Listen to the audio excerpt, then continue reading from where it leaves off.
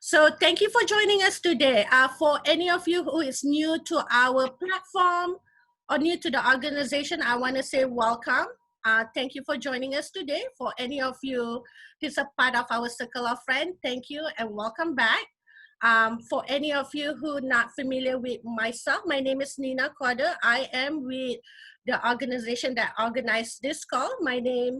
I am the managing director for the organization, Women of Toledo. We are a nonprofit with a mission to educate, engage, empower women and youth. So we have our website if you want to hop around and check it out, so you can get involved. You can attend like how you did today. Thank you for attending. And we always welcome volunteer and support to be a part of the organization. We do have a partner program today. Our partner program today is Toledo Mom. I believe Ashley will be joining us a little bit later today.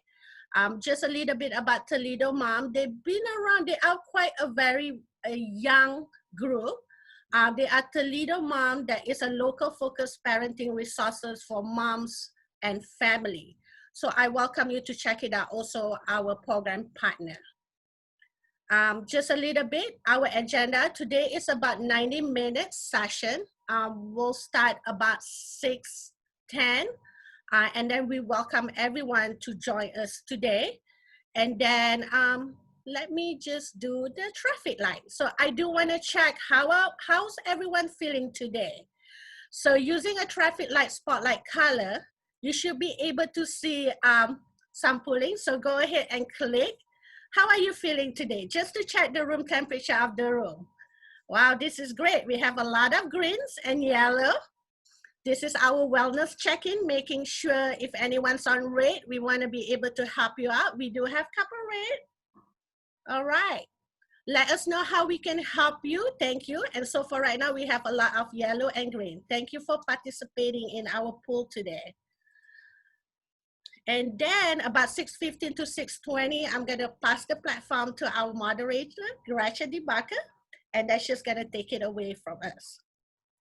If you have not get our pre-session, all of you who registered should get our pre-session for the session today. And I welcome you to check it out, our rules of engagement, and also how to participate in our space. Okay, and without further ado, I'm gonna pass it over to Gretchen. Thank you all so much for being here. Good evening and welcome. As Nina said, my name is Gretchen DeBacker. This is my first time moderating something, so be kind to me with your green and red and yellow things. But thank you all for being here. I'm excited to participate with the amazing women we have as part of this panel. I want to remind you of the rules of engagement and ask you to remember that this is a safe space, that this is a space where comments are welcome, conversation is certainly welcome, and we hope that this will be an engaging and important conversation for all of us, including myself, to learn from the women that are on the panel tonight. I would encourage you, what we've done, and you know when you registered with the organization for tonight, that you were asked to submit questions. We're going to sort of start with some of those questions first, but if you have any comments or if you have any follow-up questions to what is being said throughout the evening, you can look to your chat, which should appear, depending on what kind of device you're looking at, should appear on the right side of your screen. If you don't know where that can be found, you just sort of go to the bottom of your screen, you see the little chat box, you hit on that and it'll come up on the right and you can follow that. If anyone refers to a book or a website or an email, we'll also try to place those in there so that you can see keep track of what's happening there as well. So again, thank you all for being here, and we're going to get started. We're first going to talk to Katie Crosby. Some of you may know Katie. She is a native of Cleveland, but for the past several years, you can ask her whether it's fortunately or unfortunately for her, she has been my colleague and has been the leader of the city of Toledo as our chief of staff. Formerly, she worked for was the director of the Human Relations Commission in Dayton, Ohio. And she has a lot of great community experience. So Katie, thank you for being here. We talk a little bit about roles, and sort of the topic of this webinar tonight is about activism and being an advocate. Can you talk to the group a little bit about what some of these different roles are? What's the difference between an activist or an advocate or an agitator or an observer in your mind? Sure. So I always like to kind of start off with this question, because I think oftentimes when we're dealing with social justice or racial justice issues or any kind of issues that we're passionate about, people show up in different ways, and oftentimes we judge each other for how we show up and how we use our skills and our talents to advocate, because I think it's all advocacy in some shape, form, or fashion, but how we show up and advocate.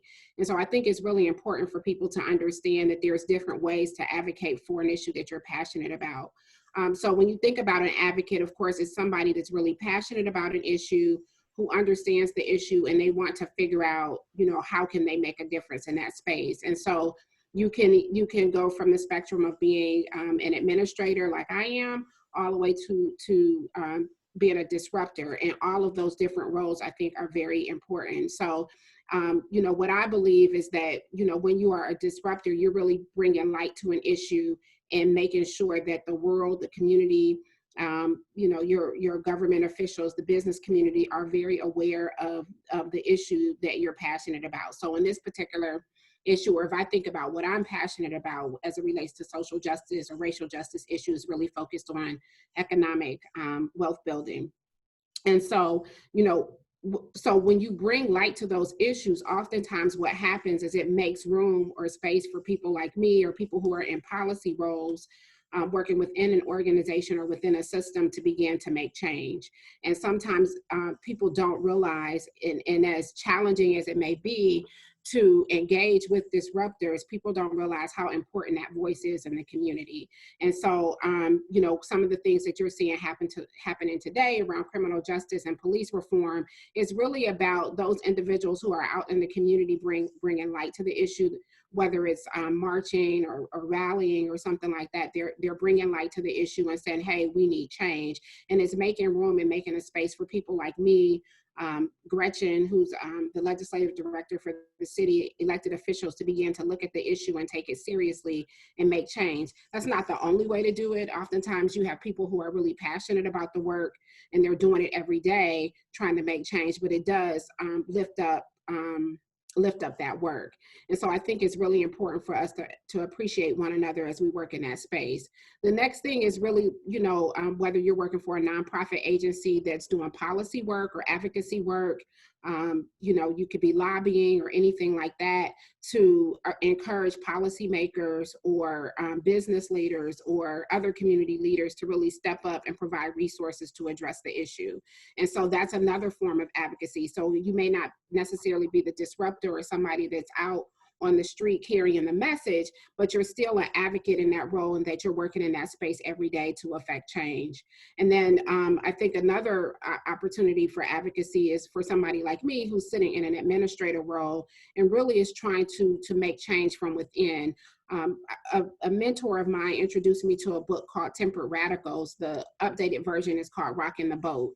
And really what that book talked about is it talked about those individuals who are making incremental change within an organizational structure and how impactful that change could be. So for example, for a woman who works within an organization and she's in a leadership position, she's had a family, she understands how meaningful it is for a person with a family to have a flexible schedule. And so on her specific team, the organization may not have a policy to allow for those flexible schedules, but on her specific team, she may say, hey, we can flex your schedules to allow you to have room in the morning for you to drop your kids off at childcare, or you can come in earlier because you may need to leave earlier so that you can go pick your child up from childcare. And so that makes that person more productive because you've allowed that flexible schedule. You may have allowed them to work work from home a couple times a day. So that makes that person more productive. It makes your team more productive because you're responding to the needs of your team.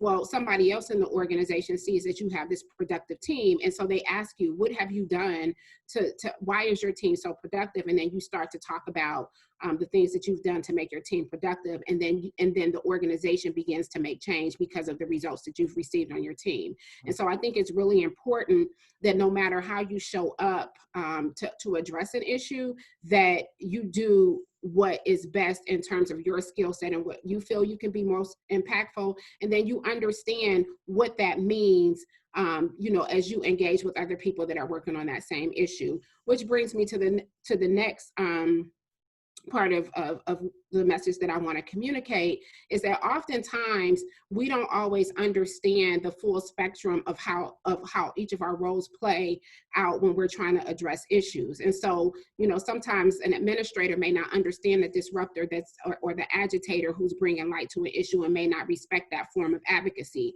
but understanding that that person has made room for you to be able to do your work or to accomplish the goals that you're passionate about, and vice versa. The disruptor or the agitator may not understand the challenges that the administrator who's passionate around the same issue, the challenges that person may have to navigate within a system that they're trying to change as they're trying to change policy and work with individuals that may not have the same passion or see things in the same way. And so as you're beginning to enter the space of addressing particularly social justice issues, I think it's really important for us to respect the different roles, because without folks in these different spaces, we would not be successful. If you think about the role that MLK and Malcolm X played in the civil rights movement, they have very different styles, but both of them were needed in order for us to advance some of the civil rights laws that we have in place today.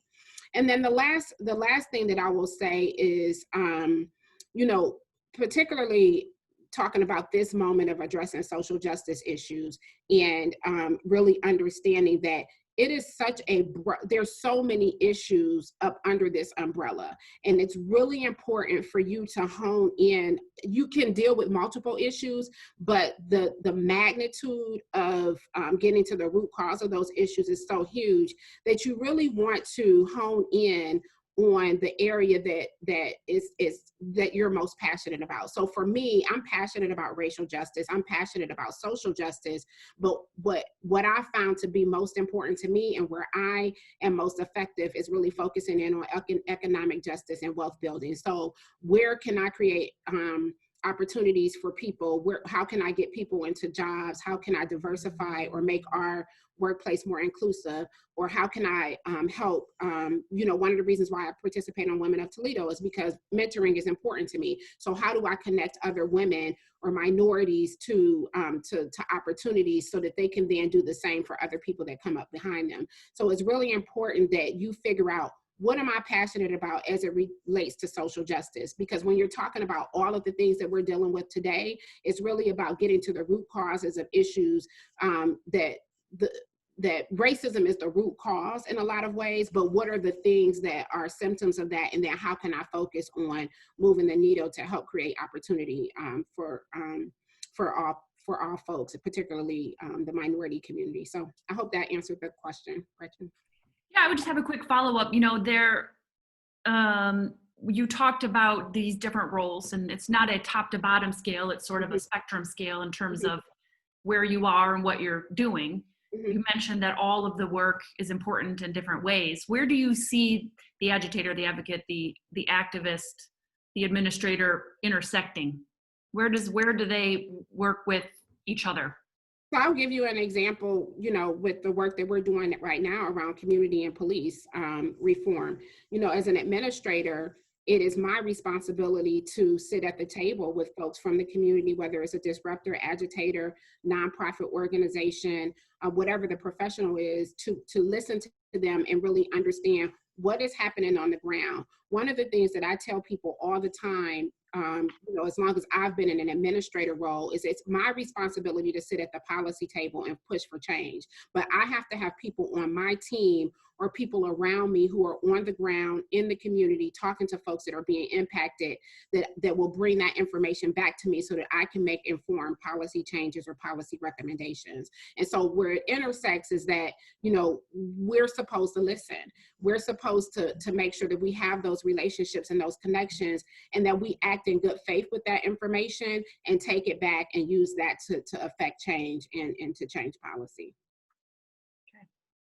Thank you, Katie. If anyone has any questions or follow-up for Katie, we'll probably have some time towards the end to get back to her. So again, feel free to use the chat. We're going to move on to our friend Kelly Daniels at this point. For those of you that don't know Kelly, you should know her. She's awesome. She is the Vice President of Operations for J. Ramon. She's a women's health advocate. She's been involved in politics. She's a strategic planner. She knows about fiscal management. She knows about volunteer engagement. It's the kind of person you want around. So Kelly, thank you for being with us tonight. Thank you. One of the things I wanted to talk to you about, and again, it was part of a conversation or a question that came in with the registrations, and it sort of builds on what Katie was just talking about, but it's about how do you figure out where to start? How do you figure out which of these roles you should be in, and maybe when it's time to sort of evolve that role? All right, thank you. I first want to say thank you to Women of Toledo, the Toledo Mom Collective, all of the panelists, and definitely all of the attendees today. Thank you for your time. Thank you for taking the step and continuing in conversations around social justice. And if this is your first time, thank you for starting the conversation and starting the listening. So I want to start with that. So thank you, everyone. Gretchen, you brought up an excellent point. And in the registration process, there were a number of questions around how do I get started and how do I kind of figure out what I want to do. So I came up with a few points that I think can kind of help people either get started or move from right now to the next step. So the first thing is I'm encouraging everyone to look and listen in 3 specific areas of your life: where you work, where you walk, and where you worship. So where you work. So if you are at work right now, or you know you're working outside of the home, are those spaces open or to people who don't look like you? If you didn't look like you, if you didn't sound like you, if you didn't dress like you, would you feel welcome in that space? Are people being promoted equitably? Are they being paid equitably? I think our pipelines and policies in place to address the issues that are most important to you regarding social justice. I think when you consider where you walk, what places and spaces are you in? Coffee shops, stores, restaurants, gyms, all these spaces. Are these places that, again, if you were not you, would you feel as welcome? And consider the justice issues that are most important to you. I do have a little segue there. One of the resources I think could be helpful for the people, because Katie touched on this, is there's so many social justice issues to consider. I think Politico.com has a wonderful list of issues right now, ranging from environmental justice issues to racial justice issues, and you can use that as a resource to kind of dig in and see what issues are most a priority for you at this moment in your life. So that's just a little segue there. But finally, where you worship, where is their silence about the issues that you care most about? That's something to consider. What are the messages or ministries or things that are in place to appropriately address the issues that you care most about in those spaces? So those are kind of the first, I call those the 3 W's again: where you work, where you walk, and what you're encountering every day, PTA meetings, neighborhoods, again, fitness centers, all those spaces, and then where you worship.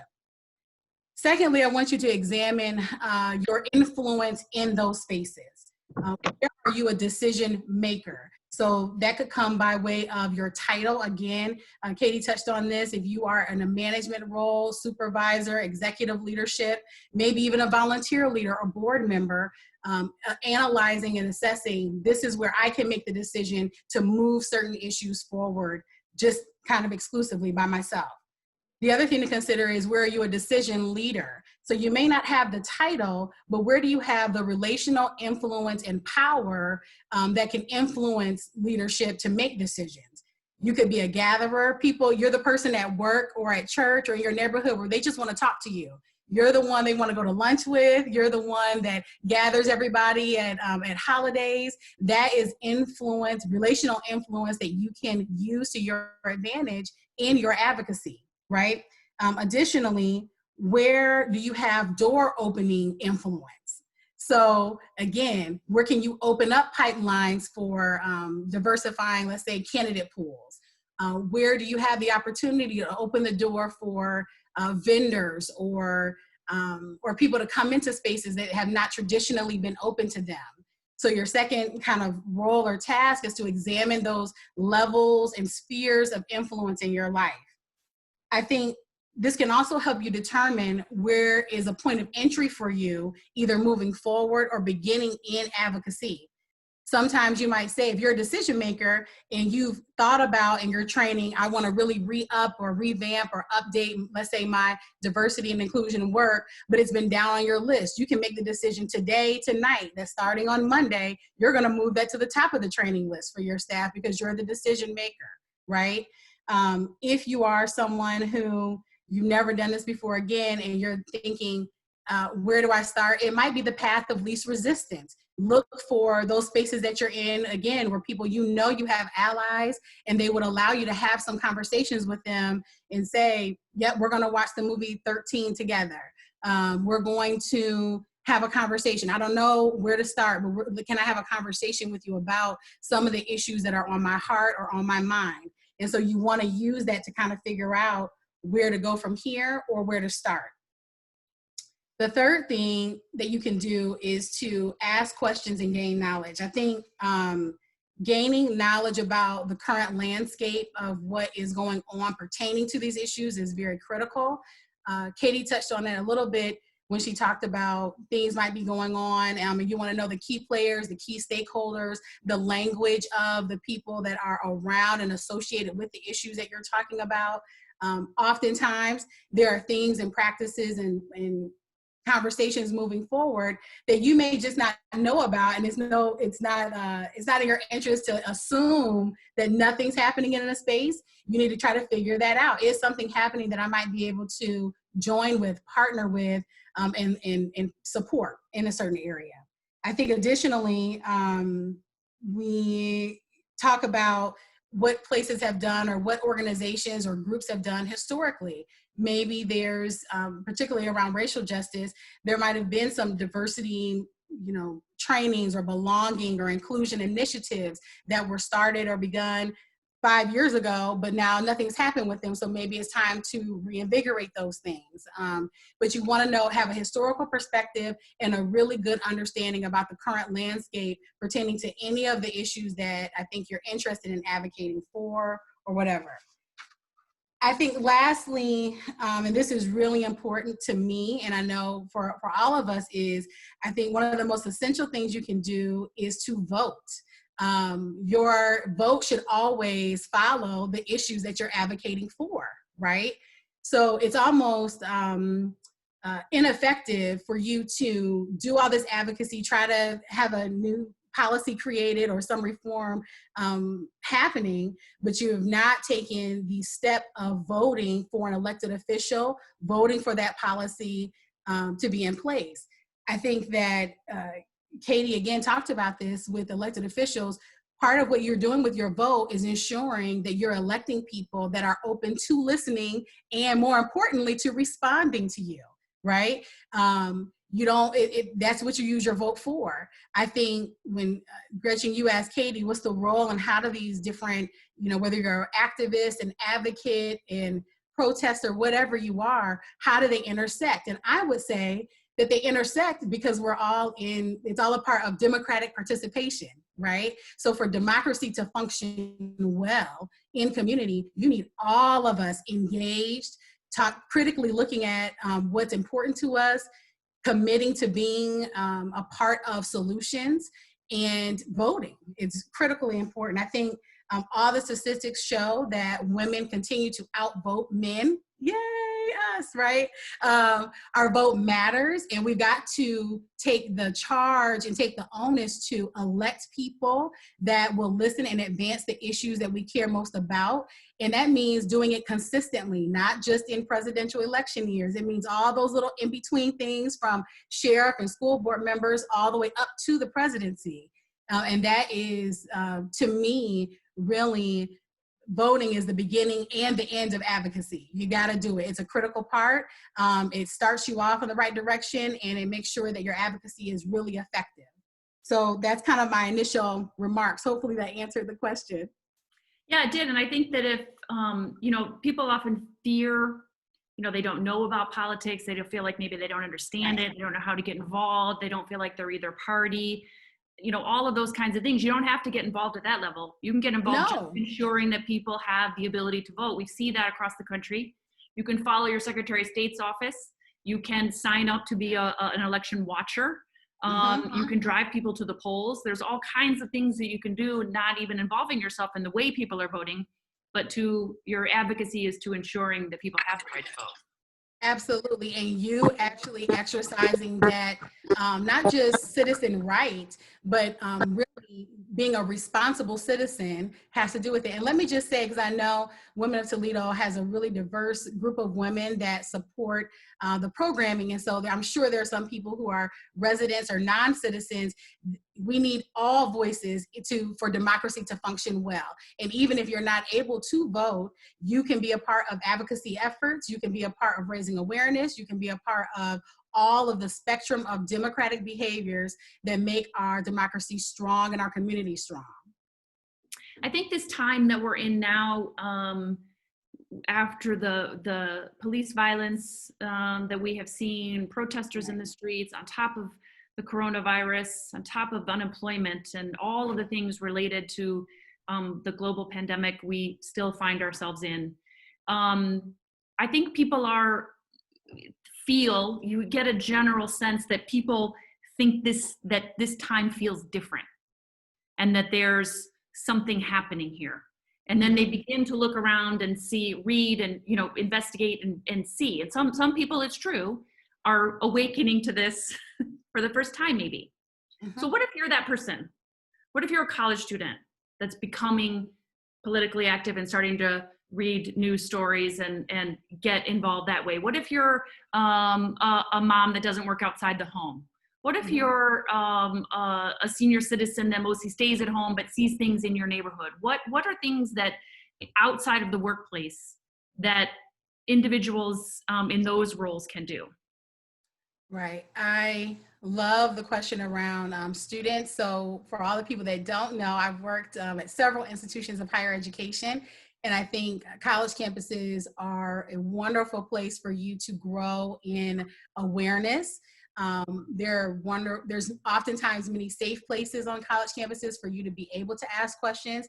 I think very specifically, if I'm talking to the college students right now, I would say for you to immediately go to your Division of Student Affairs, Multicultural Affairs, your Offices of Belonging and Inclusion, and figure out what programs, initiatives are already existing and what might be already planned for the fall, and see how you can support those things.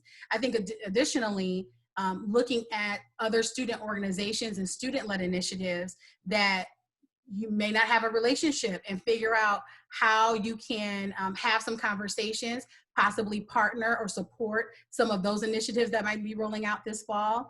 I think for moms, I think that's why when I started out with the 3 W's, looking at where you walk, if you're a mom who can gather 10 ladies for coffee, and I was a stay-at-home mom for almost 5 years, okay? If you can gather, like I said, 10 ladies for coffee or clean juice with strollers, and you have that level of influence with them, and you say, hey, ladies, I would love to have a conversation around, race or what's happening, or would you mind, let's go to a park and watch this movie or listen to this podcast together and have a conversation. If that's your point of entry, then that's what it is. If you're able to support we're talking today about Black-owned businesses, or how we advance probably African-American professionals and African-American issues, but support African-American owned businesses. And look, okay, if you're having a party or something like that for your child, and there's party planners, and you're like, but there's a Black-owned party planner, examine and say, are there some more ways I can diversify even the people that I'm doing business with, right? Another wonderful way for parents is to diversify the toys and books that you're exposing your children to. Women of Toledo, again, has a wonderful resource on their website around women authors, many of them featuring and highlighting culture and diverse culture. And so that's a place to start. Rhonda, of course, can talk about all of the resources available to people through the library, but that's a wonderful point of entry for parents, I think. And what was the last audience? You said senior citizens. And I think everyone, as you said before, can get involved with civic participation. You can call, I can't even tell you how many times I've had seniors and students and people that work from home or stay-at-home moms participate by calling and getting people out to vote, and reminding people about election days and all of that kind of stuff. So there's many ways to get involved. And I think finding a good point of entry for yourself is important. Thank you, Kelly. Again, if anyone has any questions for Kelly, you can put that in the chat. We might be able to get back to that. I just want to highlight what she said. I think it was a really key phrase about places where you work, walk, and worship, and where you hear the silence. You hear that was great, Kelly. Thank you for that. We're going to move on and talk to Ashley next. Ashley Portrayal is an assistant U.S. attorney for the Northern District of Ohio. And she prosecutes mostly criminal cases, if I'm not mistaken, Ashley. She moved to Toledo from the Manhattan Federal Prosecutor's Office a couple of years ago, and she has become fully involved in the Toledo and surrounding community. She is a leader in not only in the law community, in the legal community with the Bar Association. She is a volunteer for a number of organizations, and just a great all-around gal. We're very happy to have her with us tonight. Ashley, we're going to talk to you a little bit about sort of a former life you had before you became an attorney and started working for the federal government, was as a lobbyist, and the experience that you had in that work. And talk a little bit with a little bit more specificity about approaching policy leaders or elected leaders. If you are not at that table, how you can influence those individuals to your point of view, especially during this time. Absolutely. Thank you, Gretchen. And thank you, Women of Toledo, for inviting me to speak today. This is something I really enjoy talking about because I think the term lobbyist gets a bad rap in our society. There's different euphemisms or different names for it, like advocate, which is what we're talking about today. But I just want to give a little bit of history. So when you think about a lobbyist, right, or an advocate, actually the Constitution talks about that in the Second Amendment. If you read it, it says that it talks about the ability or the right to petition your government. That's what a lobbyist is. That's what an advocate is. You're asking questions, you're petitioning your government and your leaders. So it's interesting. We've been talking about what we can do at work, where we walk, where we worship, as Kelly said. And what I want to talk about is, okay, I want you to ask yourselves in your part of the world, right, where you live, in your lane, what do you see that you would like to change? And who identify the leaders, I call them thought leaders, the thought leaders who can help you implement those changes. And specifically, just to talk about for a moment, government officials or leaders, I think there's a couple of things we have to do. First of all, you have to identify what's the issue that you care about.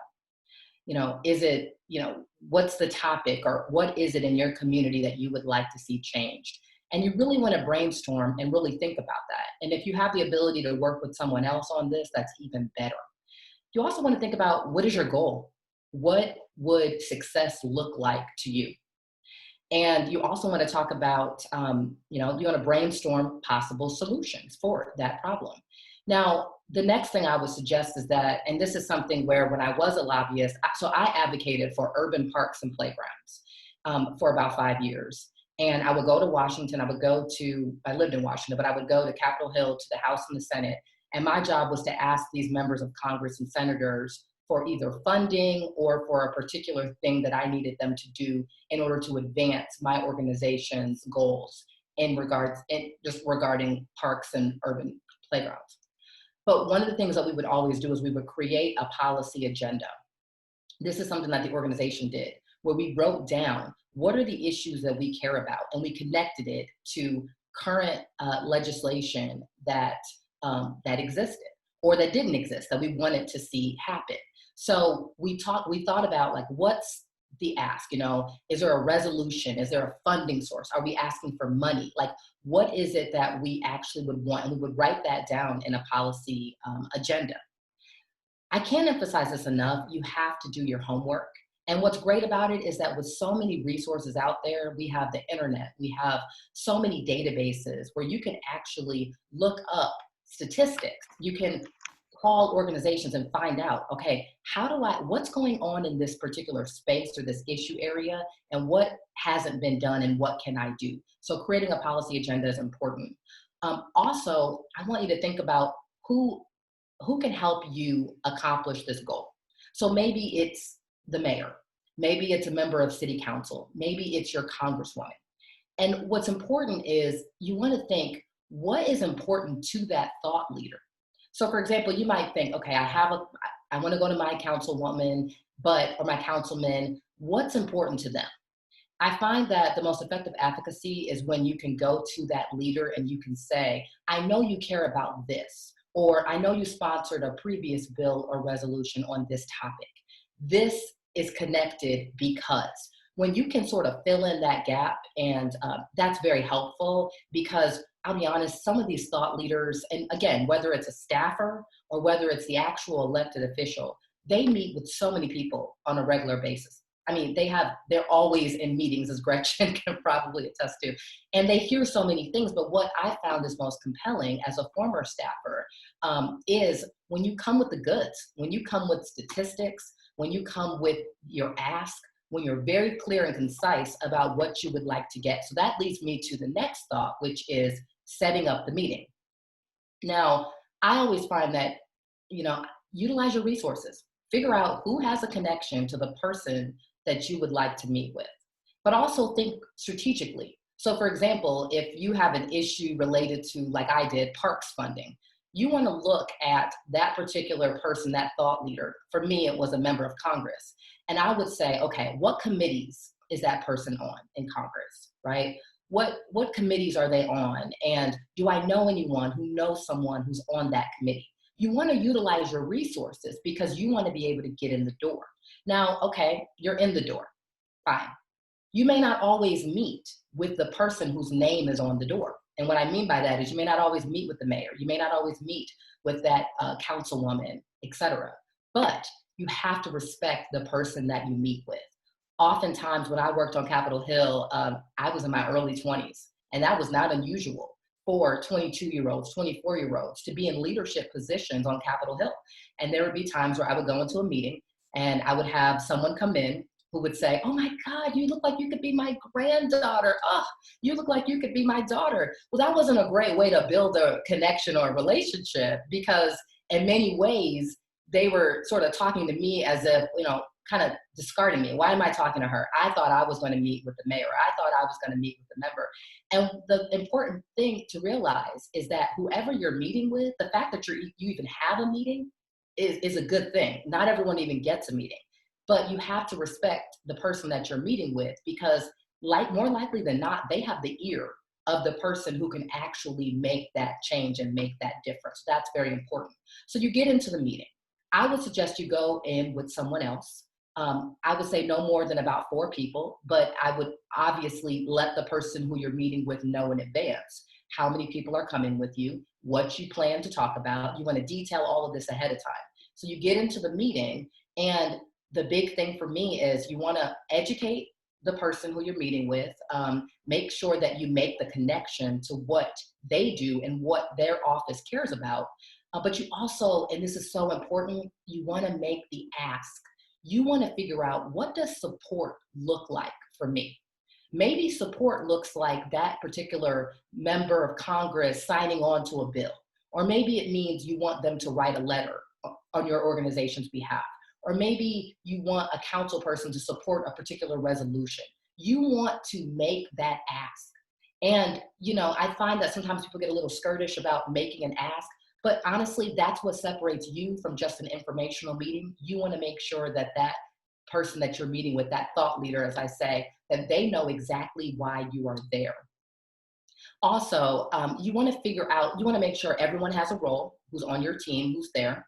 There may be someone who's just there to give some background information. There may be another person who lives in that thought leader's district who can bring it home. And then there may be a third person who can, again, make that ask. That's very important. You also want to share your policy agenda with the person you're meeting with. And after the meeting, you want to follow up with that person that you met with. You don't want this to be a one and done experience, because trust me, they have a lot of meetings and they may forget about you. They may not, but in order to combat against that, you want to follow up with a very professional email. And that's when the real work begins, because that's when coalition building starts. What I would suggest doing at that point is you want to build a coalition of other like-minded people in your city and your community who also care. I might even suggest a sign-on letter where you have other organizations sign on to a cohesive letter that has that ask in it. So again, you know, I get it. This might be something that you may not necessarily be ready to jump into, but if you've heard some of the steps I've said, a lot of these things don't require a particular degree. It doesn't require a particular skill set other than being able to research, identify what your goal is, and then utilize your resources to meet with that person who can help you make that change, and then following through and working collaboratively with other stakeholders. Ashley, that's a lot of really good information, and some of your points are really excellent, especially about, I can tell you from Katie and my perspective in working in the mayor's office, people that, you know, email and, you know, it seems like a very small, silly thing when they say how many people they're bringing. That you know, we want to be hospitable when you come. So we need to know, well, there's 5 chairs in the mayor's office, but there's 20 in the conference room. So, you know, we don't want to be like fumbling around with water and the staff going crazy because we can't find a room that's reserved, right? So those things are small, but they're important, and they show a level of organization that I think that's important. You can see that Katie put in the comments that the person you're meeting with is probably the person that's going to be responsible for the work, which I think is getting the work done, getting your ask done, which I think is also important. We do feel badly when, for whatever reason, someone has a meeting scheduled with the mayor and he can't be there. And we are like, well, sorry, you got us. But it should be still, I think, in any organization. I don't care if you're had a meeting with Randy Oster and you're meeting with his team. It's the same no matter what organization you're in, but the respect and the communication with the team, I think, is important. That's really great. Can you talk a little bit about, as opposed to being an individual that's advocating for a policy position, being a member of an organization, let's take Women of Toledo for an example, and you are trying to organize that, you're trying to coalesce that organization to a policy point, to every member to advocate for a certain thing? Or is there a strategy there? Are there things that can be done by a group as opposed to an individual going to meet with a elected leadership? Absolutely. So the first thing I would suggest is that if there isn't already an advocacy committee that's part of your organization, that's something that absolutely should happen. And that advocacy committee should be chaired by someone who feels comfortable working collaboratively with others. But what I would suggest is within that advocacy committee to survey your membership and to find out what are the things that we care about and that's most important to us. What do we want to see changed? And then having that advocacy committee do the work to figure out what would change look like for us? What would success look like for us? And once they've established that, you know, I'm a lawyer, so I love things in triples. I love just groups of 3s. It's just a lot cleaner and easier. I would not suggest more than about 5 policy goals, but I would definitely say really narrow down what you think is low-hanging fruit, or what you think can be accomplished. Because there's some goals we might have that will take years and years and years. And I'm not saying don't work towards them, but really think about what are some of the asks that you think are attainable. Okay. And then through that committee, and this is any organization, you can figure out by talking to your committee members, the more the merrier. You can say, okay, who has a relationship with, this entity or this person we want to meet? And then once you find that out, sometimes I've even had meetings where the person who had the relationship came along with us to the meeting, but they just said a few things at the beginning, and then they passed it off to those of us who were doing the work on that particular issue. So it's basically using your members strategically and trying to figure out who has the resources that you need to get in the door. Because I've seen so many groups who have great ideas, but they just can't get a meeting. And, as a lobbyist, I lobbied for nonprofits. So we didn't give funding to members. And I know that that's definitely something that goes with lobbying sometimes. But I have found that even nonprofits who don't have the ability to give money to that elected official can still be heard, because your voice can be your currency. Your voice in your community, the people that you bring along with you to sign a letter or to call your representatives or your council folks. I mean, those kinds of things have currency and power as well, because it's influence. I think it was either Katie or Kelly who mentioned that influence. And I think never discount that. But I think within an organization, to answer your question, it can actually be easier if you're organized around a couple of key issues that you want to push forward. That's great. Thank you so much, Ashley, for your information. Again, if anyone has any questions or comments for Ashley, you can put it in the chat. And now we're going to move on to Rhonda Sewell. I'd like to introduce Rhonda. She's the manager of external and governmental affairs for the Toledo Lucas County Public Library. She's been with them for almost 15 years, I think, even though she barely looks over 15. She has been a leader in our community for a long time. We served together on the Arts Commission board. And Rhonda is a certified Woman of Distinction because she has in fact won the YWCA Milestones Award. So Rhonda, thank you for being here. There's actually already a question in the chat about this, so I'm just gonna kind of build on that a little bit and talk a little bit about especially in the environment we're talking about. So we're talking specifically about police reforms and police community relations and racism, about being an ally. And is there a right or wrong way to do that? That's a loaded question, and I'll cash app you for mentioning how young I look. Give me your handle in the chat. First of all, I want to say thank you to Women of Toledo, to my dynamic fellow panelists, and for all the women who are joining us this evening. This has just been a robust and wonderful conversation. The topic of allyship is one that probably Kelly Daniels is more of an expert in, but I will give you this. My line of work as an advocate, distinctly separating myself from what Ashley was saying. She worked as a lobbyist. Oftentimes, it's just clear. I want to get sort of some of our terms clear here. Oftentimes, lobbyists in most states have to be registered, and they have to log so many hours, usually at the State House or whatever. Not in every case, but in Ohio, that is the case. I'm providing information to my particular organization by stewardship. So what I'm doing is I'm advocating primarily for funding. So I just wanted to make that distinction. Gretchen, you talked upon the climate that we're in now. I go gangster with my advocacy. I put it in two categories. And that one category is, if you're not working on my behalf, then you're probably working on my demise. That's pretty hardcore. But I think in this day and time, you really have to look at it in those particular terms when it comes to allyship.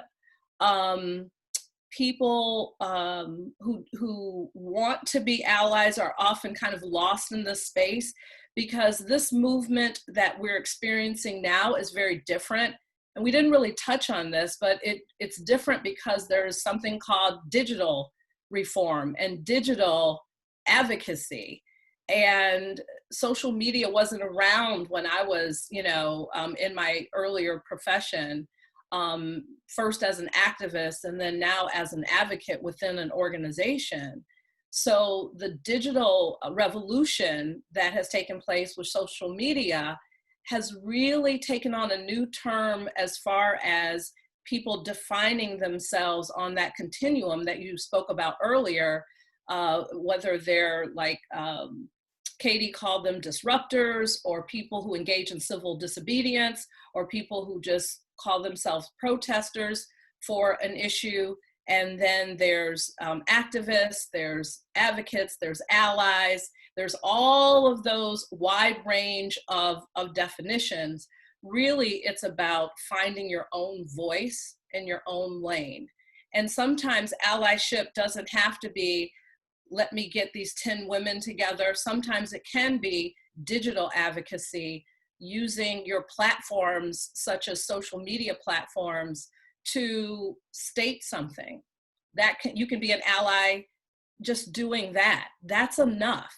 It isn't about singing Kumbaya with, all of your Black friends, or all of your people of color that if you are a white woman, or vice versa, if you're a Black woman, engaging with white women, or non-Black women, using those platforms for allyship. And we've seen it, and some people have, Gretchen, looked at this as performative, but I think you have to start where you're comfortable. So some people have done, and in the art space, you mentioned the Arts Commission. I've seen artists across the country, white artists that have given up their platforms or social media platforms to shine light to Black artists who have maybe been locked out of the art world. That to me is allyship. Some people may say it's performative and not enough, because this movement that we're in right now is demanding change. They don't want performative actions. They want real change. And it takes the intersectionality of activism and advocates to do that. And I think, Katie, in your position, you do that so well, because you know the strength of activists.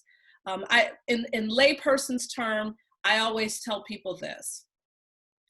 As an advocate, I'm working inside the building. As an activist, you're working outside the building. That's the layperson's term and definition of the differences here. And if we do not work together, reform can't happen.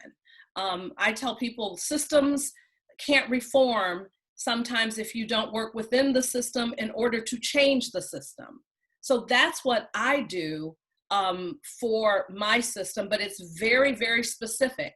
I'm pretty much bringing people close to the core values and mission of my organization, but I'm also realistically advocating for funding. Nearly half of our funding for the public library system is from the state.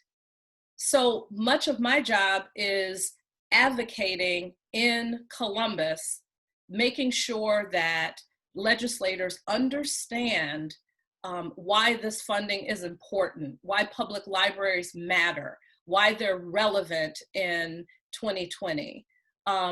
And that's an interesting thing. And Gretchen, if you can give me a minute to tell a specific story about the power of women in this space. In my advocacy role, I invited, everyone knows there's the Governor's Arts Awards. And so I looked upon that. The library had a table. Our director, Jason Kuchma, is the co-chairman of TACKLE, Toledo Area Cultural Leaders Organization. And we had a couple of extra seats. And so I thought it would behoove me to make sure that a couple of female senators sat at the table with me. And I did that because it was a budgetary year for the state of Ohio. So I invited an R and a D. I invited Senator Teresa Gavarone, who's an R, and Senator Teresa Fetter, who's a D. And I know that they have a working relationship. They don't always agree on policy or how to go about change. But I thought it would be interesting because I needed something from them. And I think Ashley put it so well of how to have that political agenda. I had an agenda. It wasn't about sitting at the table talking about how great the art was. It was about the budget is coming up. My library system is still in a 1990s system of funding. We're at 1.66% of the general revenue fund. We need to at least be at 1.7%. And so I said, I need something from the two of you. I acted like I was a constituent. I said, I need something from you. I need you to co-amend, the two of you. Wouldn't it be revolutionary for the two top women in the Ohio Senate to co-amend legislation stating your support of this 1.7% increase in funding for public libraries in the state of Ohio? They said, sure, sounds good. That just doesn't happen. It doesn't happen. R's and D's usually don't co-amend something. They said, what do you need us to do? And I said, I'll call your aides. Ashley spoke about legislative aides. They're probably the most powerful people in some of those offices. I called their aides. We got the language together, and they went on record for co-amending this proposal for public libraries to be funded at a higher dollar amount. We got the funding, it passed. Of course, COVID-19 happened and it's all gone away. but that was something that was advocacy in action. And sometimes if you form relationships, I don't know if we talked about that, part of stewardship is forming a relationship and speaking their language. Another quick story, most of you know, I also advocate at the federal level. Libraries don't get a lot of federal funding, but we do have federal funding through the Institute of Museum and Library Services.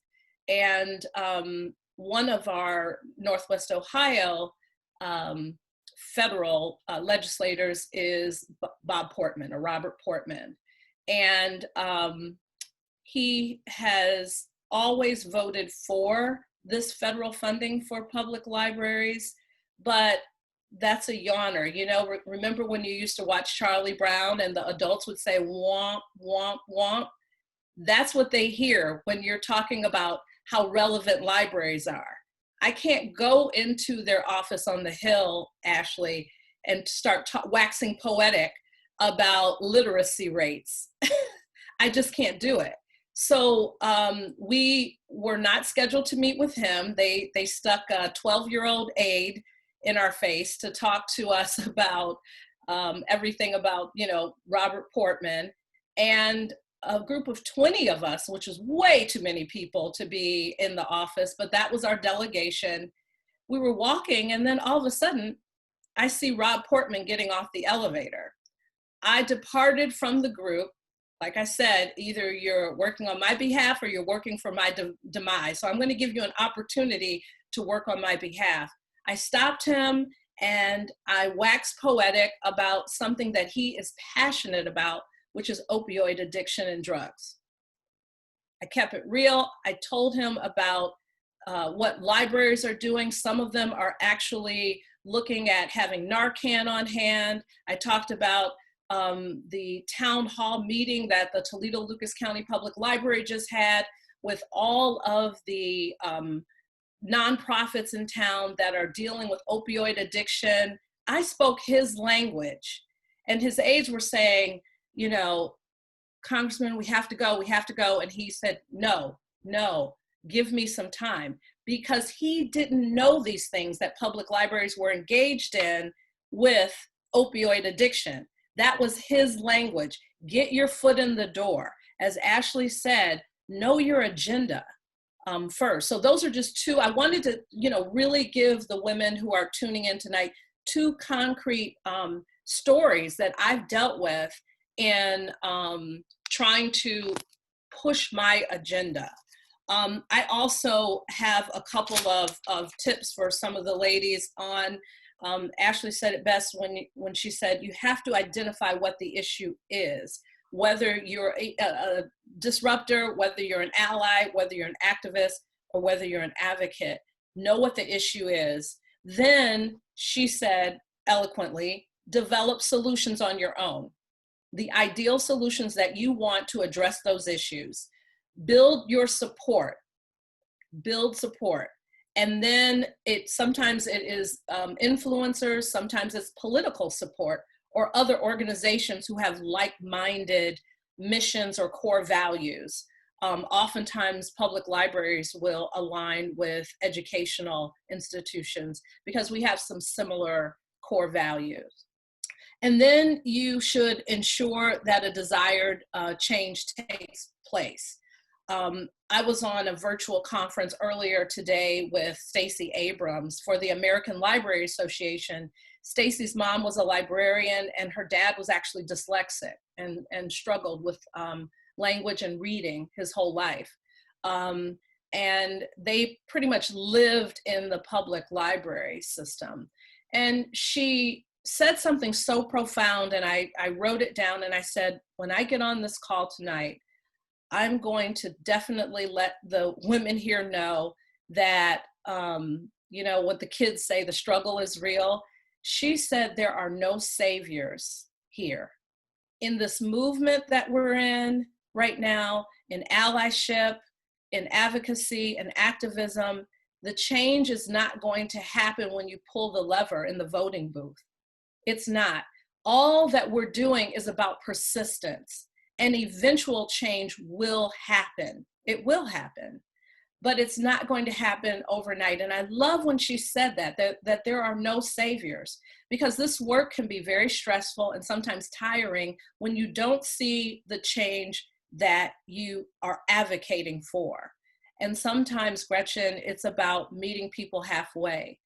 On the first attempt, you may not get all that you desire, but you may compromise and get partially what you want, and then you go another route. You develop another solution, and that's where real new reforms are taking place, especially with the climate today. Gretchen, you talked about this climate today, the movement as they're calling it.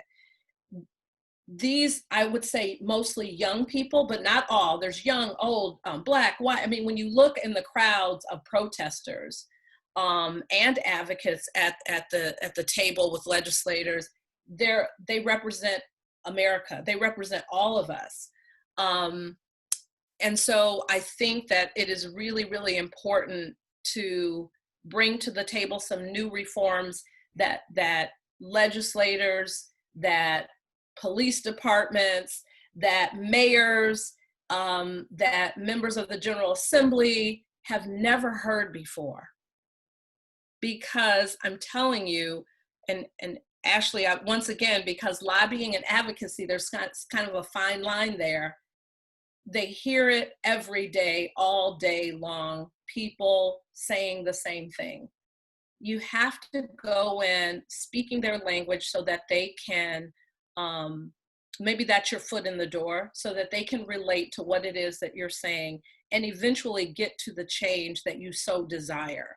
And another part of responsive advocacy is also monitoring that change. You don't just let it go. Once you get your win or your compromise, you don't let it go. So Gretchen, that's a mouthful. You've known me a long time. You know I like to get on the soapbox, but I hope I've kind of answered that. I think Kelly is probably more of an expert and allyship, but just allies. I wouldn't be afraid to use your own voice. A great book, shameless plug, I'm working at a library, so I'm going to push books, is one called Finding My Voice by Valerie Jarrett. I read that book. It is amazing. She's an amazing person. Worked for the Obama administration. She met the Obamas by actually interviewing Michelle Obama for a job that she was up for, a government job. So that's a good one because Valerie Jarrett is now a well-known women's rights advocate, civil rights advocate, housing advocate. I mean, the list goes on, but she had to find her voice first. So you have to do what's comfortable for you and not feel pressure to do something humongous. It can be a post, a daily post on your social media. That may be your comfort level. Don't let anybody tell you that that's a bad thing or that you're doing it wrong. And someone on the panel said also, just educate yourself about what's going on, all of the social injustices, the anti-Black racism that is occurring. You have to educate yourself. You may not ever know what it's like to walk in someone else's shoes, but reading, educating yourself, involving yourself in panels such as this one is a really a good step. Thank you, Rhonda, for that. I would indicate that in the chat, that was someone honking in my neighborhood. Sorry about that. That the link for the Valerie Jarrett book has been posted there. I would also mention that a couple posts up, Ashley posted a good article that talks about the difference between advocacy versus lobbying. What I would like to do now is open this next question up to everyone on our panel. I have a sense that there might be some slightly different questions, but this is all of you in your professions are activists or advocates or speak on behalf of your organization or the clients you represent or who in your work environments. But there's a very specific question here that might be more pertaining to our relationships with individuals and one-on-one advocacy and being responsive to people that are looking to you, rightly or wrongly, but that are looking to you for answers. So I'm going to read this question directly, and then anyone that wants to take it, you don't all have to respond if you don't want. But this is from the Moms Group. How do we show we love and support them without coming across as we are trying to understand something we cannot? What do we say or do to show that we know we are ignorant, but we want to be a support? So this is Katie with the mayor's office.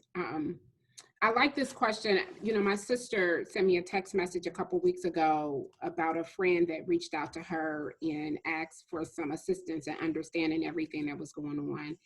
And her response was, how do I respond to this? Because I'm exhausted and I don't feel like answering this question. And I've seen that happen quite a bit. I've seen it on social media.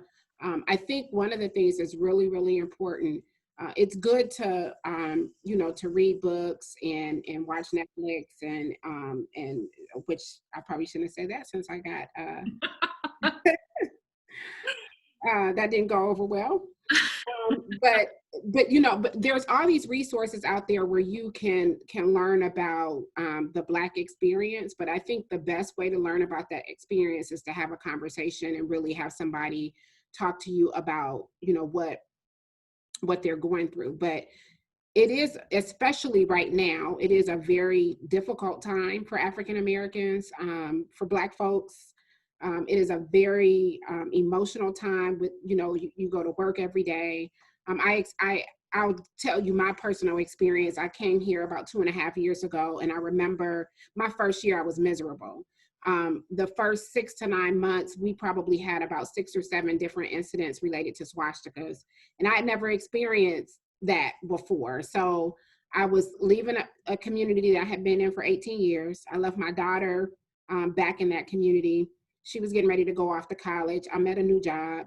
I'm coming into a team that has known each other for a while, and then all of these swastika events. And so for me, you know, going to the grocery store, going for a walk, riding my bike, I was always like looking over my shoulder. Even when I would sit in a meeting, I'm looking around the table trying to figure out how are people responding to me, because my perception of this community was based on those 6 or 7 swastika events that had happened within a short period of time. And what folks who Black people feel like, maybe not everybody on this call, but I'm going to speak for myself. When I come to this role every single day, you know, as a Black woman, as a chief of staff, I believe I'm the first African-American chief of staff, African-American female chief of staff. There's a lot of expectation that came with that role, a lot of calls, a lot of meetings about how people wanted me to show up in this role. Every single day, I brought that to this position before any of the work. So when I would get up in the morning, it was about that experience of, okay, what is happening in this environment? And I think that, you know, if you don't live that experience every single day when you show up, when you get up, because you can't wipe the color of your skin off of you, I think understanding that sometimes folks are not going to be prepared, ready, and willing to engage you. So it's really important that you understand the folks that are around you and their temperament and their receptiveness to you asking questions. And if you do have a question, ask them if it's okay for you to come to them and ask questions. Ask them, is it a safe space? And be mindful that, and even ask them, like, I understand this is a difficult time. I'm trying to understand. So I want to make sure that I'm not, you know, violating your space by asking those questions. So that's the one thing that I will stress to you. Not everybody is ready to have the conversation.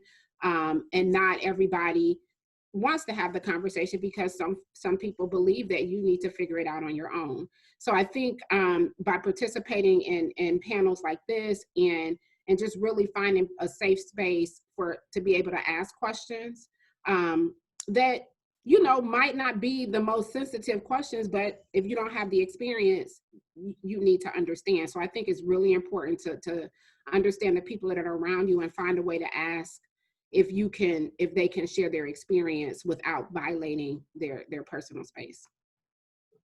If I can jump in, Katie, that was amazing.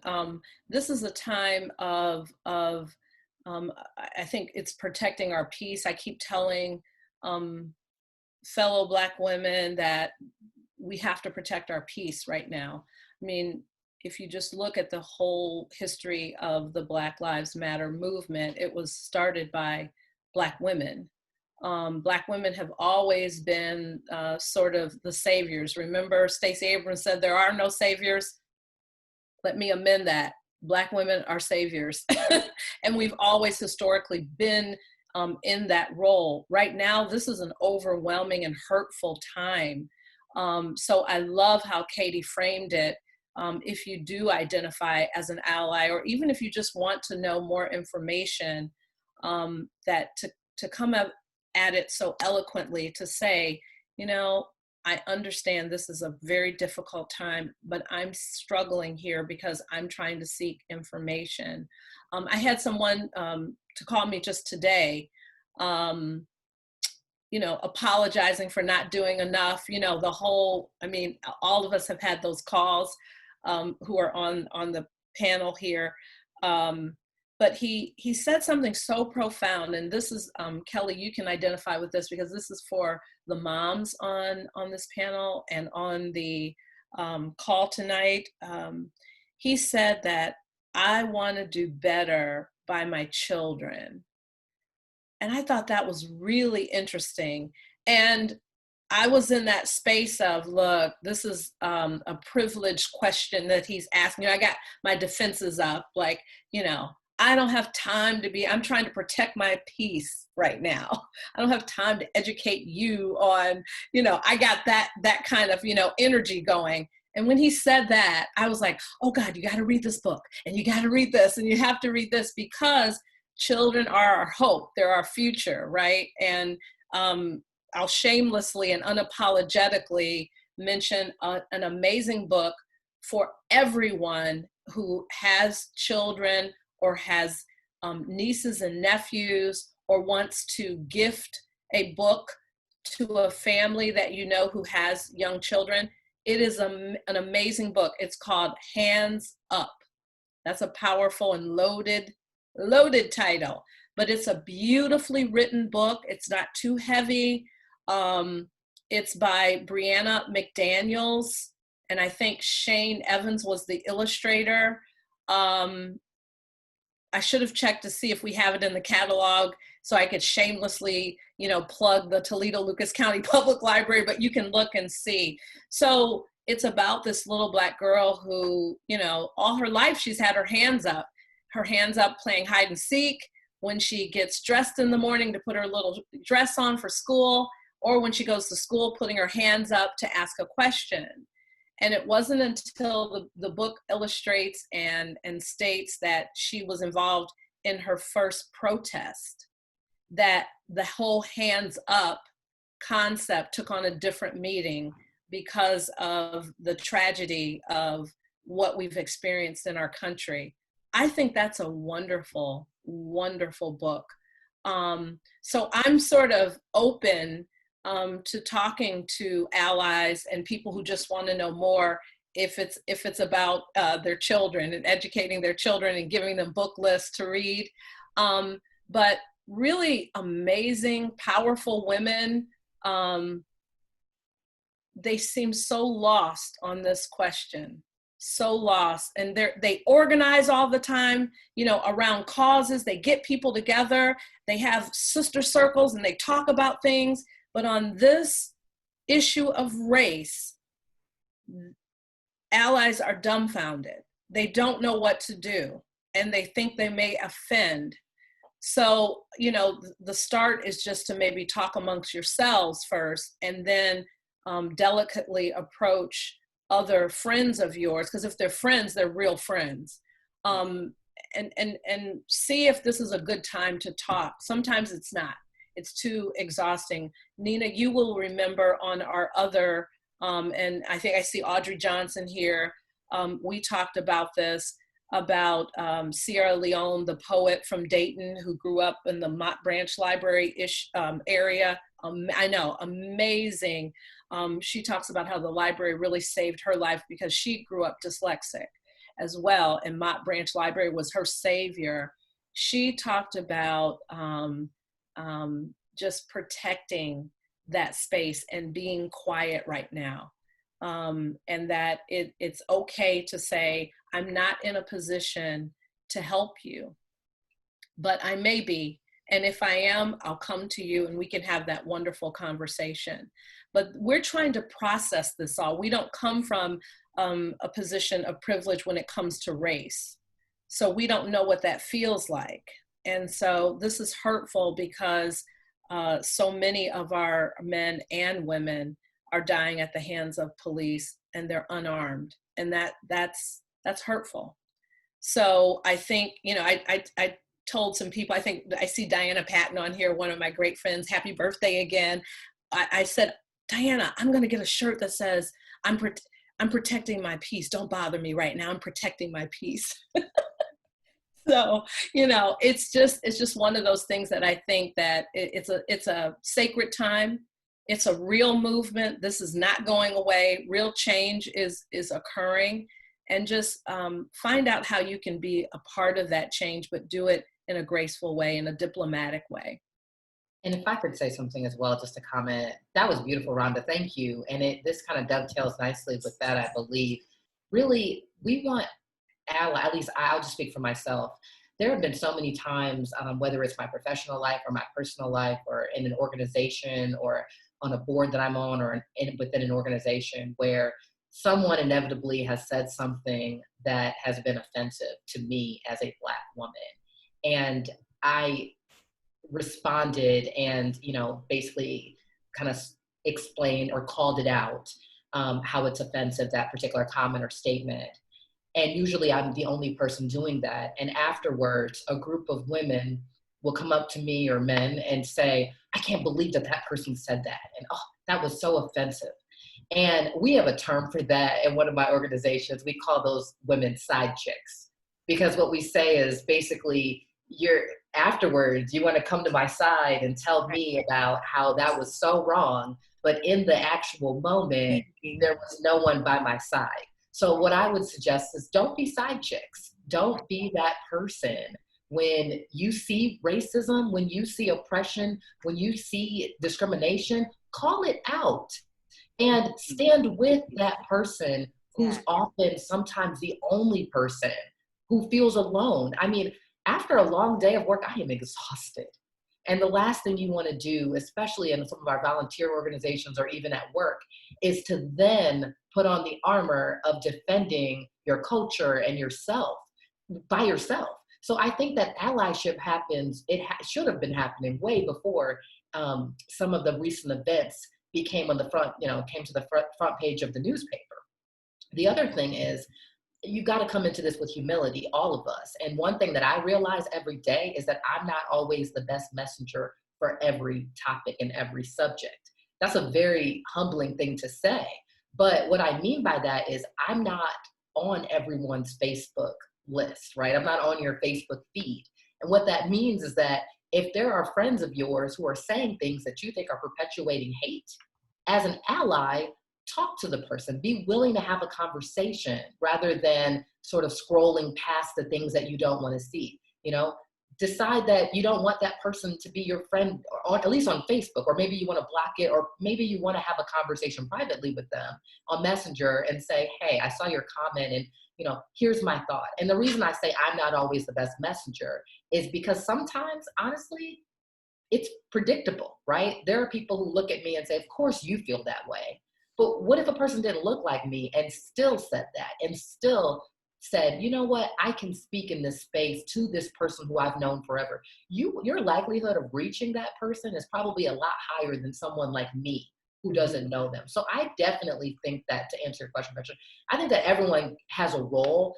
And I get it. You want to go sometimes to your friends who are women of color and ask them certain questions, but honestly, it's just showing up in the space that you're in. I think that that's one of the best ways that I feel like I can look at someone else and call them an ally, if they're in the fight with me. Yeah, I think that's important on social media, especially. It's easy. We see so much where people say, if you disagree with me, delete me or unfriend me.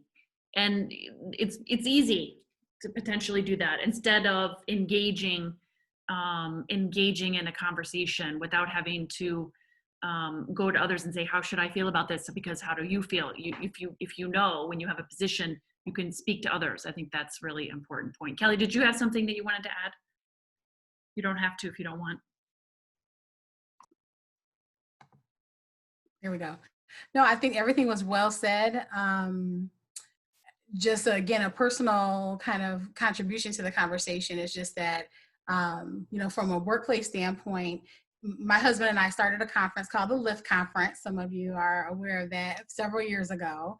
And it's basically for African-American professionals and allies. And so what we have discovered in our lives is that our relationships, our friendships, promotion, so many different things have come because of our ability to recruit allies, but then also for people who are willing to be allies with us and advance these issues. In that regard, though, not just on a personal standpoint, having people reach out to see how we're doing, our white brothers and sisters, but there are so many companies, even in this area, who we started our conference several years ago. There's so much work being done in our community for years and years, who weren't even open to returning a phone call or email, who are now beating down our door to talk, to figure out how they can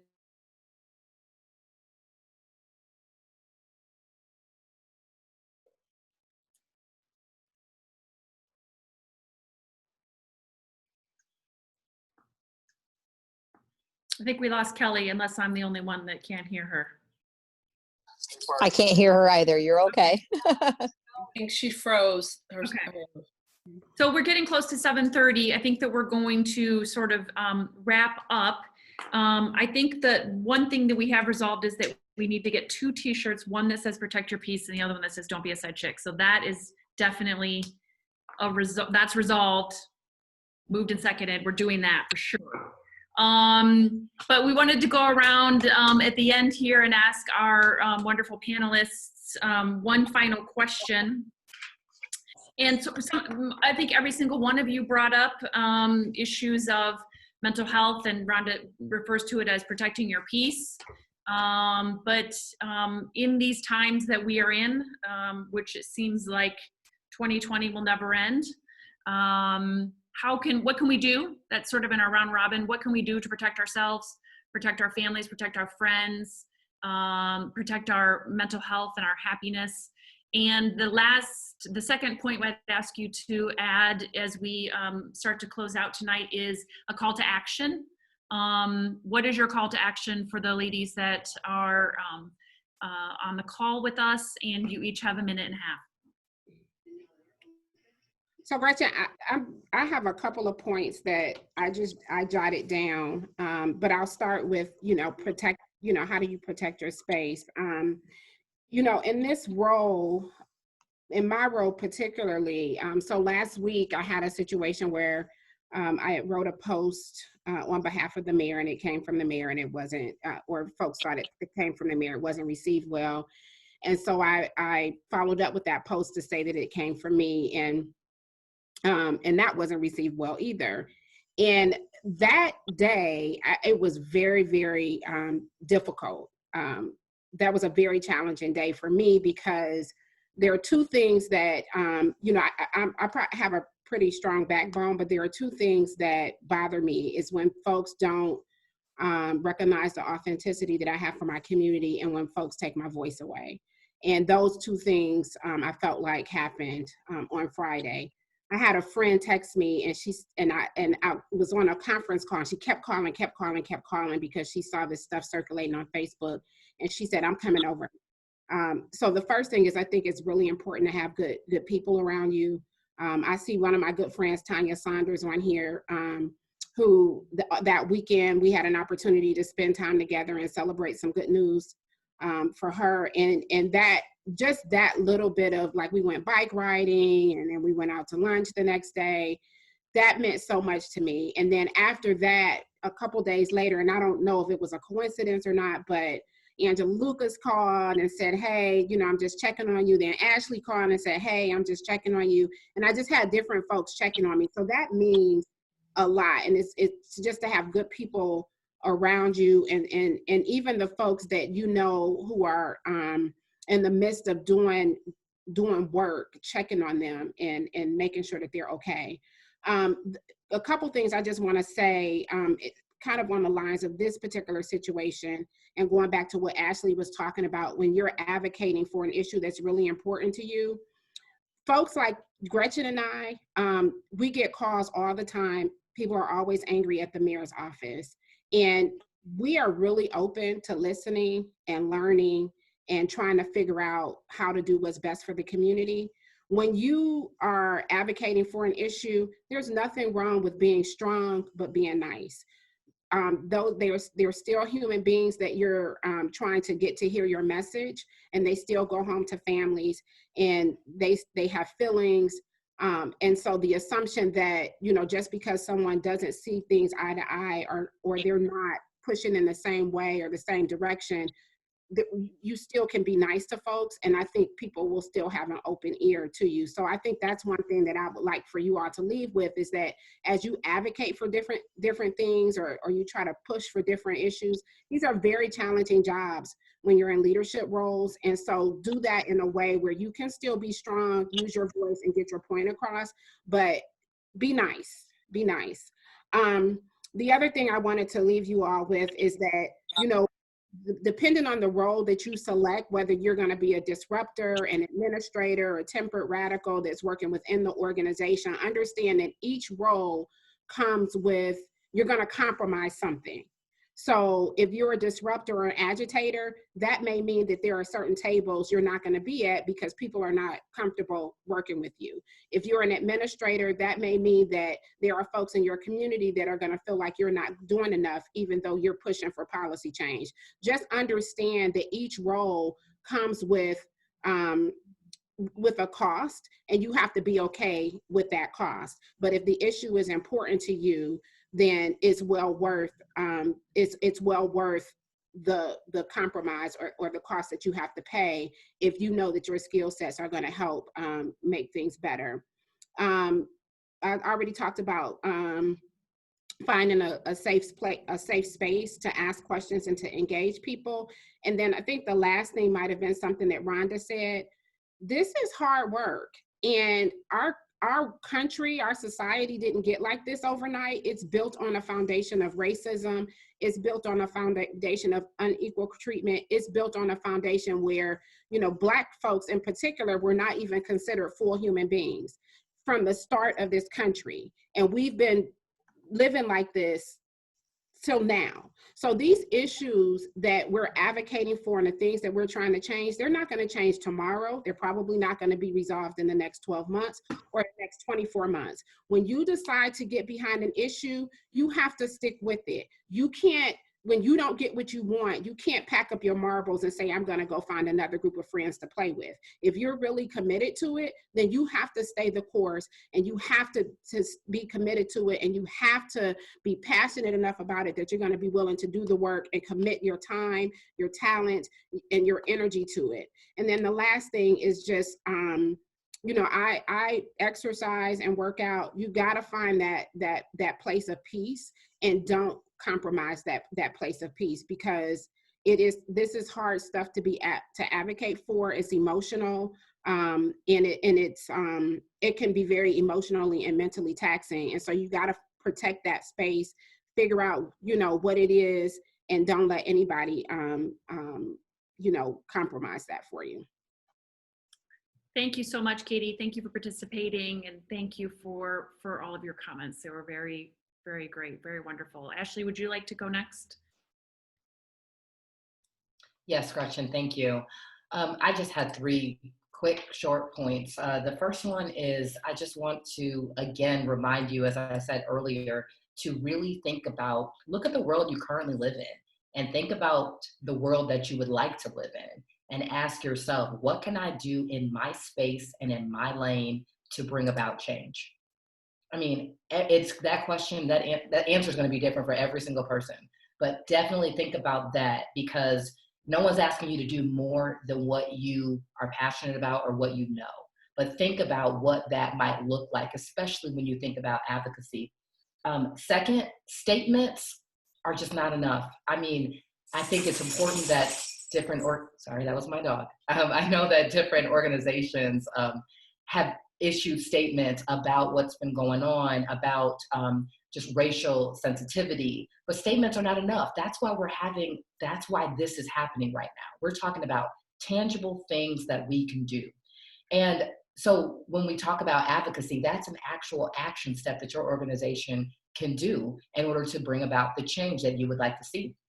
And then finally, one of the things I learned in my career in lobbying was that if you're looking for quick fixes and just quick wins, it's just not the industry. You have to go in and realize that, I mean, it takes a long time. I know very successful lobbyists and advocates who had to define what success looked like for them. They had to celebrate those small victories. They had to, whether it was getting a meeting with someone, or whether it was trying to convince someone to do or not to vote on one issue, or to do something that they would not have normally done. Or as Rhonda mentioned, finding Senator Portman in the hallway and having a conversation, that would have been a big win for me on that particular day. So realizing that, you know, change does not come overnight. We're working hard. And just finally, to quote the late rapper Nipsey Hussle, the marathon continues. Thank you, Ashley, so much. Thank you for your comments and for your participation.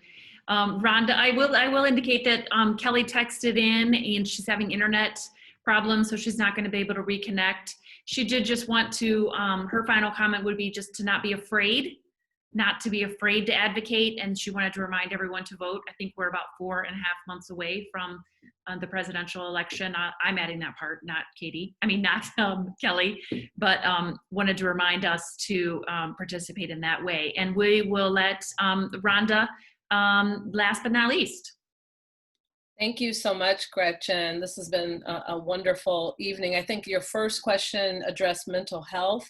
The pandemic that we're all going through, but the height of the pandemic, primarily in March and April, this was all new territory for all of us, and it was scary. It's still scary. It's become political and marginalized right now, but it gave us all a wonderful opportunity to invest in ourselves. And as women of all hues and backgrounds and personal belief systems, we all share a horrible, horrible reality that we don't invest enough in ourselves. And Jonelle Massey, I don't know if she's still on, she private messaged me about my quote that I always say. Gloria Naylor, who was the author of The Women of Brewster Place, says, "You must be militant about the validity of your story or your truth. You must be militant about the validity of your story." So what is your story?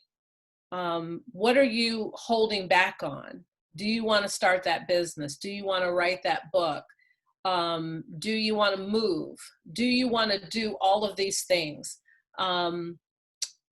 That's what helps me with mental health, is to look in the mirror and say, look, you know, you're a great advocate, but what else is in there? What else is trying to get out and emerge? What do you want to be militant about when it comes to your story?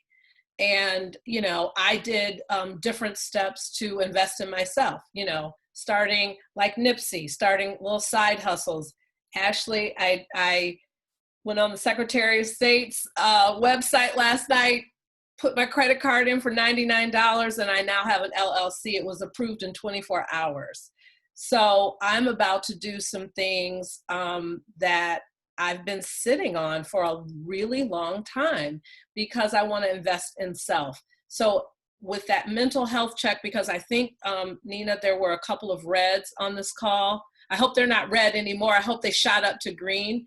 But if they still are, I don't know what the issue may be, but know that your story matters, that you matter, and don't be afraid to invest in yourself and be militant about what your story is or your true north. The other takeaway, there's so many takeaways here.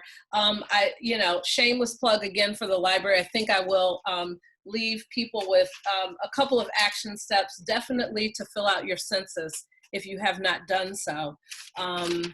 That is something that really, Ohio, I think we're doing actually above the national average as far as filling out our forms.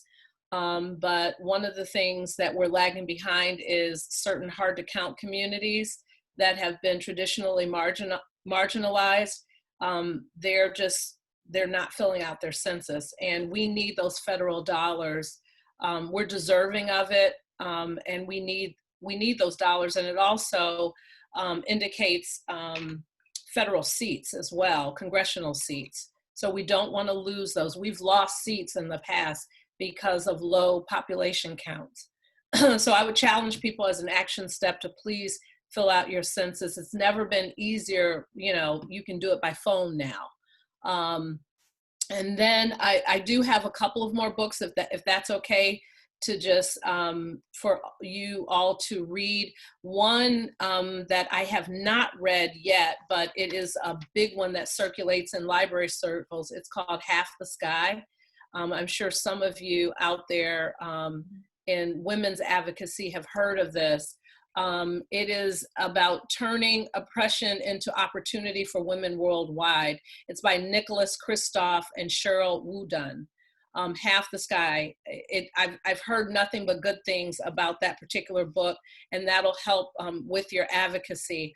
Another point I mentioned earlier is digital advocacy and digital reform. using your platforms to create change, whether it's through activism or advocacy. And a great book is called Memes to Movements. I think the last name, I'm over 50 and it's hard to remember the names of these authors, but it's Memes to Movements, and it's how social media can really impact protests and change. So that digital reform, I think I want that to be a takeaway. And then the last book, especially for a lot of the women on the call, women of color, it's one called Reclaiming Our Space. Sort of like what I said, protecting our peace. It's called Reclaiming Our Space, and it's by Feminista Jones. She's very well known in different circles. So those are some starting points for reading material that I would suggest to get us started. If you want the Advocacy 101, all of us know that John Daly's book is like the Bible.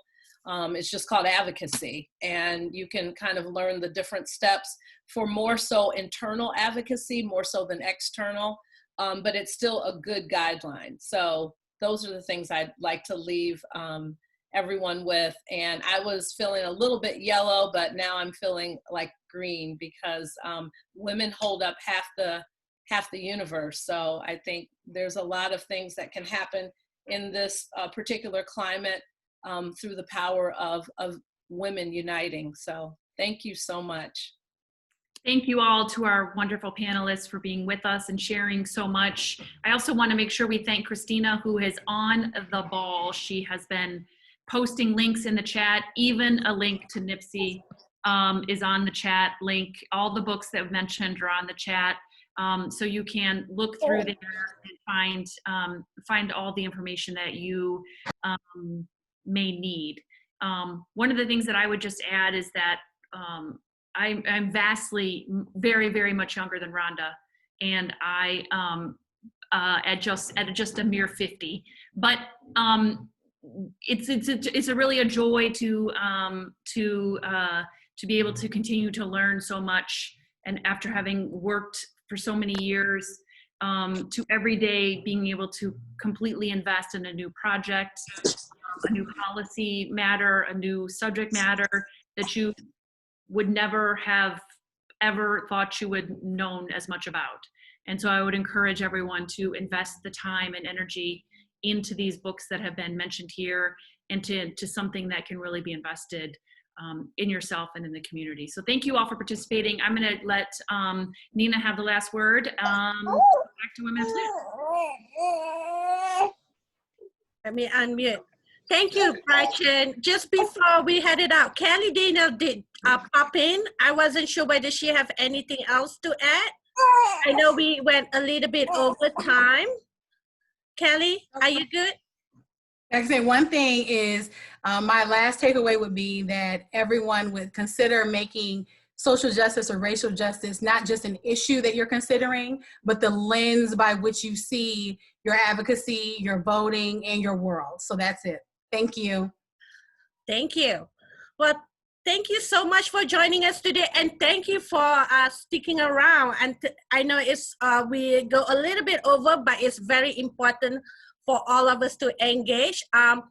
If you did not register for this session, you're still welcome to RSVP so we have your email, because we do send a post-session out as a thank you email. And what we do is usually you'll get all these resources linked to the post-session. So, you don't, if you forgot to write it down, we'll send it out to you. So we'll usually send out the link, and you are welcome to check it out. Our website, we do have an advocacy page that have all the resources from all our panel and speaker from the program. From Women of Toledo, I just want to say thank you so much for joining us today. And thank you so much, Gretchen, for moderating. And again, happy birthday to Diana. Thank you so much. And thank you to all the panels for joining us. I know our program partner is here. I'm not sure if Ashley want to say anything before we go. She have a baby. Sorry, my kids are not cooperating this week, but we appreciate you guys for attending this conference. We look forward to working with you guys more. It was great what I got to tune in for. All right. Well, thank you. Be safe and have a good night. Thank you all.